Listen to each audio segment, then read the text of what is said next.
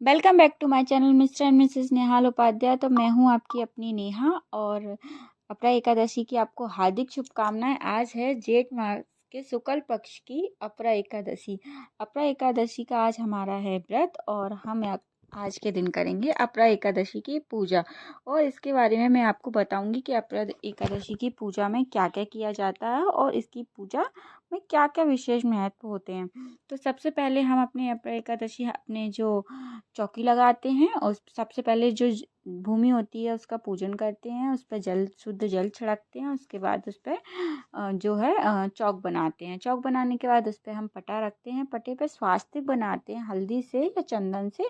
उस पर हम एक पीला कपड़ा बिछाएंगे और पीला कपड़ा बिछाने के बाद में हम रखेंगे अपने प्राण प्रतिष्ठा, जो भी हमारे भगवान हैं, जो भी हमारे इष्ट देव हैं, उनको। आज के दिन जो अपरा एकादशी को, इस दिन भगवान विष्णु की पूजा करते हैं। हर एकादशी में होती है लेकिन इस दिन विशेष महत्व होता है।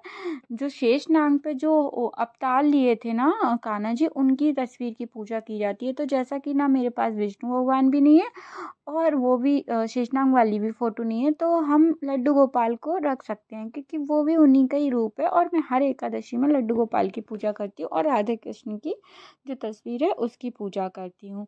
तो बस अब सबसे पहले हम करते हैं दीप का पूजन। सबसे पहले दीप प्रज्वलित किया जाता है, उसके बाद में पूजा स्टार्ट होती है। तो हम धूप दीप से अपने दीप का पूजन करते हैं, दीपक जलाते हैं। उसके बाद में हम किसी मतलब पूजा को प्रारंभ करते हैं। तो सबसे पहले दीप जला ही हर पूजा में सबसे पहले दीप प्रज्वलित किया जाता है, उसी के बाद में हम पूजा का प्रारंभ करते हैं।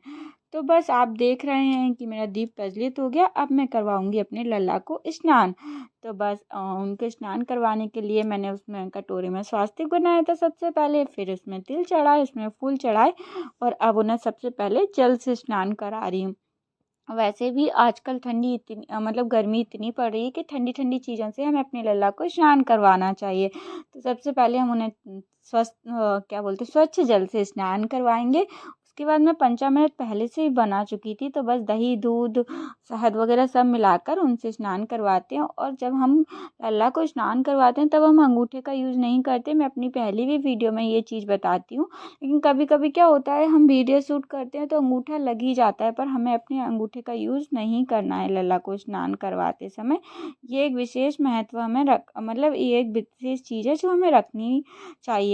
अपरा एकादशी क्या है, 24 एकादशियों में से एक है और ये क्या है, जेठ मास में पड़ती है, गर्मियों के टाइम पड़ती है, शुक्ल पक्ष में ये एकादशी, नहीं सॉरी, कृष्ण पक्ष में ये एकादशी रखी जाती है, मतलब आती है। और इस एकादशी के बारे में पता है, अपरा एकादशी के व्रत को रखने से क्या है, हमें मान सम्मान यश की प्राप्ति होती है। और इससे क्या है, हमारे जो पितृ होते हैं ना, उनकी आत्मा को शांति मिलती है। इस व्रत को रखने से हमारे पितरों को उसका प्रभाव मतलब देखने को मिलता है। और ये निर्जला एकादशी में भी पितरों के लिए ही होती है और अपरा एकादशी, जेठ की दोनों एकादशी हमारे पितरों को ही समर्पित होती है।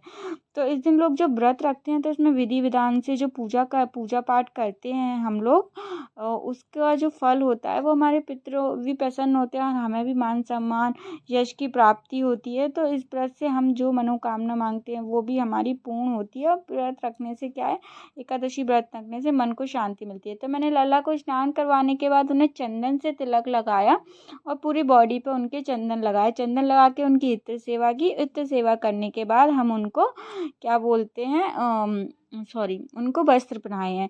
और जो कृष्ण पक्ष में जो एकादशी आती है, दो, एक शुक्ल पक्ष में आती है, एक कृष्ण पक्ष में आती है। तो बस वही एकादशी, मतलब काफ़ी सारी एकादशी होती हैं लेकिन इनमें आप जो अपरा एकादशी होती है उसका भी विशेष महत्व होता है। इसमें क्या है, इसमें हमें समस्त जो पाप होते हैं उनसे भी मुक्ति मिलती है। और पुराणों में भी पता है, इस एकादशी के बारे में कहा गया है कि जीवन में कभी भी हम क्या संकटों से नहीं घिरता। हमारा जो जीवन है जो कभी संकटों से नहीं घिरता और जीवन में हमें धन समृद्धि ही प्राप्त होती है। और इस एकादशी में एक विशेष चीज़ होती है, आज के दिन हमें ककड़ी का भोग लगाना चाहिए। ककड़ी का ही भोग का महत्व होता है और इसकी कथा में भी लास्ट में ये वर्णन दिया गया है।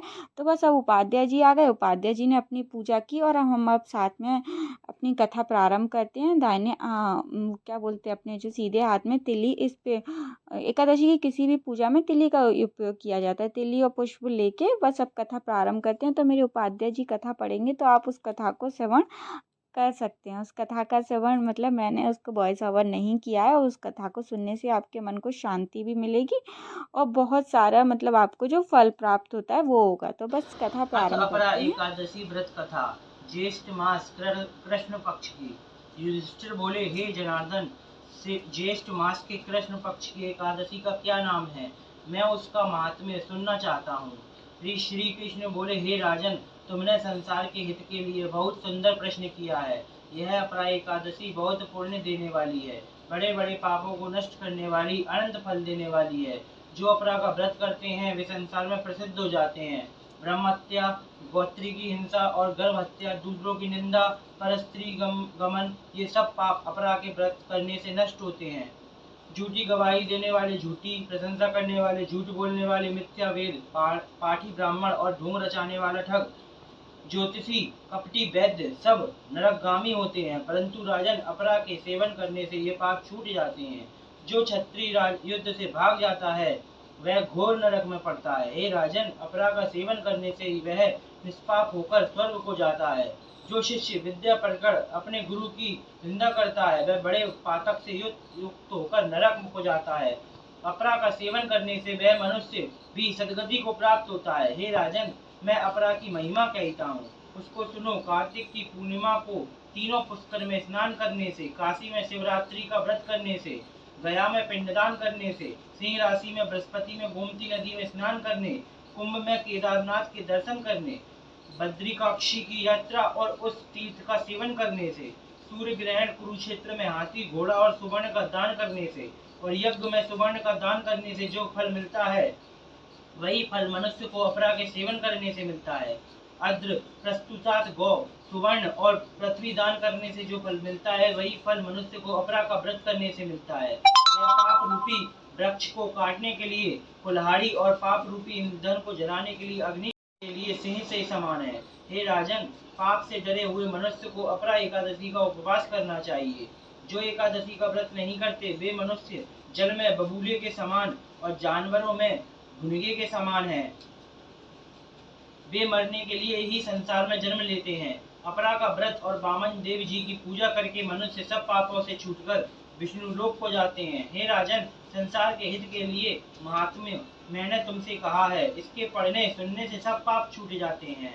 फलाहार, इस दिन ककड़ी का सागर दिया जाता है। बोलो एकादशी मैया की जय, श्री लाल की जय। इस कथा में जो श्रवण किया है तो उसके बारे में आपने सुन ही लिया है कि हम ये जीवन में कभी भी हमें संकटों से मतलब अगर हम घिरते हैं तो हमें उससे छुटकारा मिलता है, हमें जीवन में धन समृद्धि भी मिलती है। धार्मिक मान्यता के अनुसार जो हम फल गंगा नदी के तट पर पितरों के पिंडदान करने से मिलता है वो हमें इस एकादशी के व्रत को करने से मिलता है। और हम जैसे कुंभ में केदारनाथ के दर्शन करते हैं या बद्रीनाथ के दर्शन करते हैं तो वो सारा फल हमें इस एकादशी के व्रत करने से मिलता है। और जब सूर्य ग्रहण के समय हम सोने का दान करते हैं तो वो भी फल हमें इस एकादशी के व्रत करने से हमें प्राप्त होता है। तो अपरा एकादशी का अपना ही एक विशेष महत्व है और इससे हमें कई सारे फल प्राप्त होते हैं। तो आज के दिन मैं खाटू श्याम बाबा की भी पूजा करती हूँ। मेरे बिहारी जी के अलावा मेरे इष्ट देवों में मेरे खाटू श्याम बाबा और उसके बाद मेरे भोले बाबा जरूर है। तो मैं ये तीनों महाराजों की पूजा करती हूँ, मतलब मेरे देव हैं, ये इष्ट देव मानते हैं जिन्हें। बस अब हम करते हैं हवन। तो बस अपरा एकादशी की जो कथा थी उसका यही विशेष महत्व था। आज के दिन हमें फलाहार में ककड़ी का यूज़ ज़रूर करना चाहिए और भोग में भी हमें ककड़ी ही चढ़ानी चाहिए। ककड़ी क्या है, जेठ मास की जितनी भी एकादशी होती है उनमें हमें ठंडे फल और ठंडी ठंडी चीज़ों का भगवान को भोग लगाना चाहिए। और ककड़ी क्या है, जो हरा रंग होता है वो बुध ग्रह का प्रतीक होता है, इससे हमारा क्या है बुध ग्रह स्ट्रांग होता है।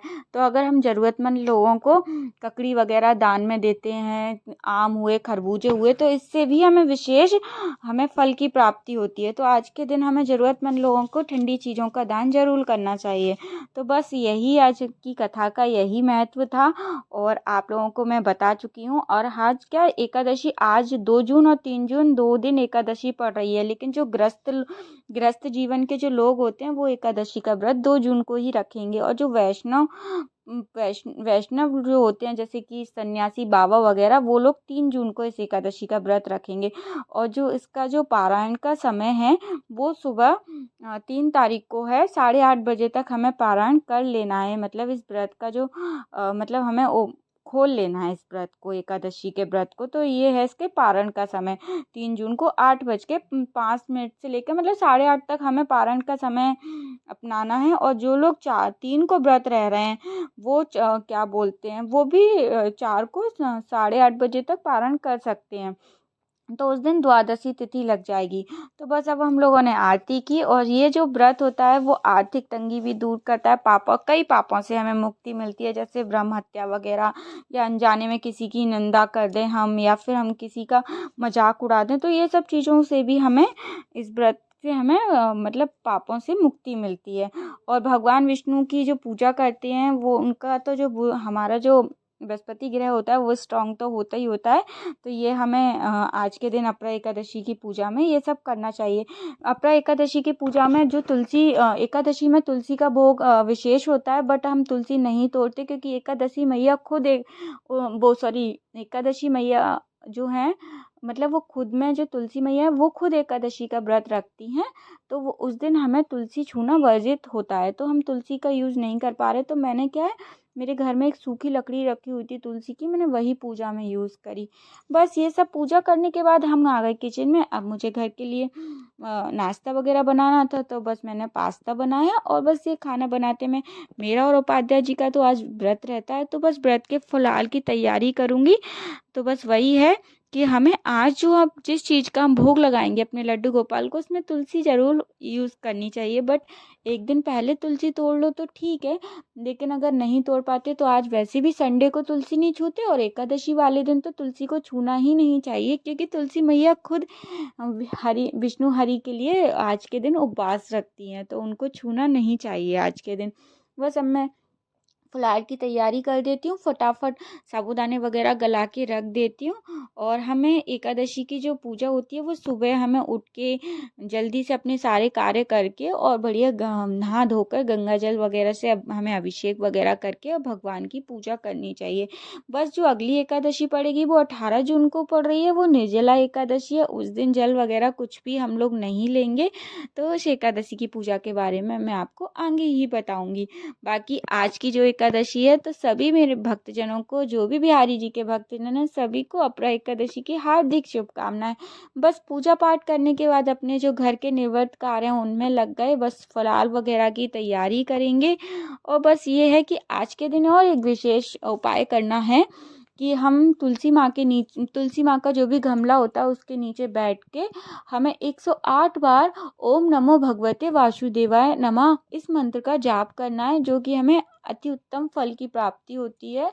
और बाकी जो भी आज की पूजा में त्रुटि हो गई हो तो मैं भी चीज़ें सीख कर ही आपको बता रही हूँ, तो मुझे माफ़ कीजिएगा, या मुझे आप कमेंट में बताइए कि मैंने कोई गलती की है या फिर नहीं। तो बाकी ये है कि हर गलतियाँ इंसान से ही होती हैं, तो हमें गलतियों से ही सीखने को मिलता है। बाकी मुझसे जो हो सकता है मैं वही अपनी पूजा करती हूँ, ज़्यादा एक्स्ट्रा नहीं कुछ करती हूँ, सादा सिंपल तरीके से अपने लड्डू गोपाल की पूजा करती हूँ।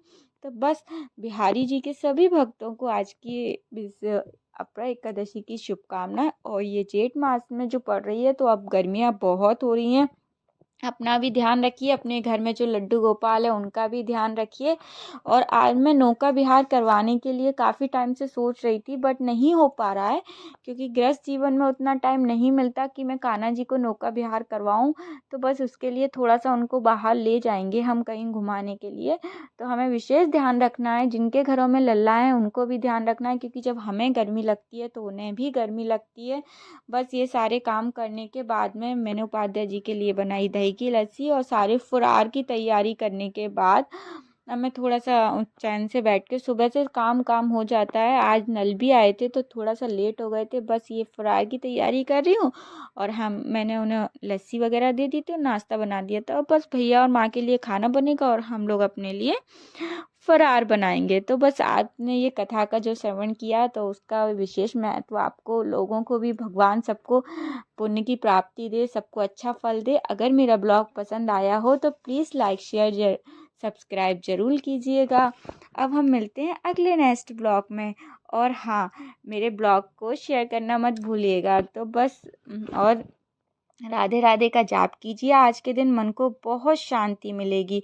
हरि बोल। Shri Radhe Shri Radhe Shri Radhe. Thanks for watching my blog.